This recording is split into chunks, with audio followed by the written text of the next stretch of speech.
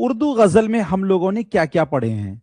तो दोस्तों अगर बात करते हैं उर्दू गजल, तो उर्दू गजल जो है सबसे पहले याद रखिए, गजल अरबी जबान का लफ्ज है और गजल के माना होता है औरतों से बातें करना। औरतों से बातें करना गजल का माना होता है। और उसके बाद हम लोगों ने यह पढ़ा है कि गजल जो है कसीदा के तशबीब से निकला है। किससे निकला है? कसीदा के तशबीब से निकला है। और गजल के अंदर क्या पाया जाता है? तो रदीफ पाया जाता है, साथ में काफिया पाया जाता है। और गजल का जो पहला शेर होगा जिसके अंदर काफिया और रदीफ होगा उसे मतला कहते हैं।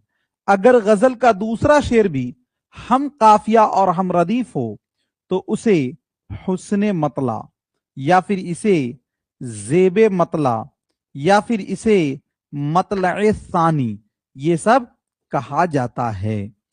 और गजल का दोस्तों जो सबसे अच्छा शेर है उसे कहते हैं बैतुल गजल। क्या कहते हैं? बैतुल गजल।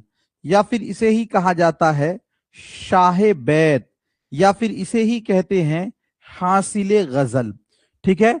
गजल के अंदर रदीफ और काफिया को, किसको दोस्तों? रदीफ और काफिया को क्या कहते हैं? तो रदीफ और काफिया को जमीन कहते हैं।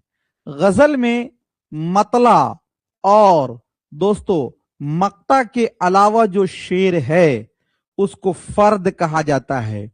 और गजल का जो सबसे आखिरी शेर होता है जिसमें शायर अपना तखल्लुस इस्तेमाल करता है उसे दोस्तों क्या कहते हैं? तो उसे कहते हैं मक्ता। क्या कहते हैं उसे? तो उसे कहते हैं मक्ता।